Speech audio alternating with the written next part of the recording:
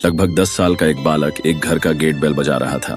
घर से एक महिला आई जिसका नाम था राधा। राधा ने बाहर आकर पूछा, क्या है, क्यों बेल बजा रहे हो? बालक बोला, आंटी जी, क्या मैं आपका गार्डन साफ कर दूं?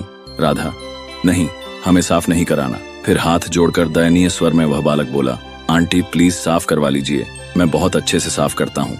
उसकी बात सुनकर राधा द्रवित हो उठी और उस बच्चे को गार्डन साफ करने के बदले कितना पैसा लेगा जब पूछा तो वह बालक बोला, आंटी जी पैसा नहीं चाहिए, आप मुझे बस खाना दे देना। राधा को लगा कि बच्चा बहुत भूखा है इसलिए खाना मांग रहा होगा, मैं इसे पहले कुछ खाना दे देती हूँ। और थोड़ी देर में राधा खाना लेकर आई और बोली, लड़के पहले तू खाना खा ले फिर काम करना। बच्चा बोला, नहीं आंटी जी, पहले मैं काम खत्म कर लूँ फिर आप खाना दे देना। ठीक है, कहकर राधा अपने काम में मशगूल हो गई।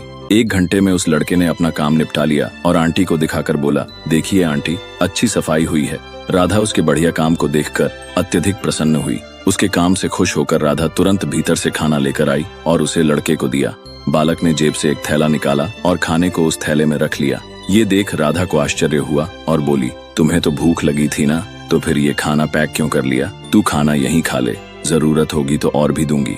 बालक बोला, नहीं आंटी, मेरी बीमार माँ घर पर है, सरकारी अस्पताल से दवा तो मिल गई है, पर डॉक्टर साहब ने कहा है कि दवा खाली पेट नहीं खाना है। राधा उस बालक की बात सुनकर भावुक हो गई और उसकी आंखों से आंसू निकलने पड़े। उसने उस मासूम बालक को खुद अपने हाथों से खाना खिलाया और उसकी माँ के लिए ताजी गर्म रोटियां बनाई। बालक के साथ उसके माँ के पास गई और कहा, बहन, आप बहुत अमीर हो, जो दौलत आपने अपने बेटे को दी है वो हम अपने बच्चों को नहीं दे पा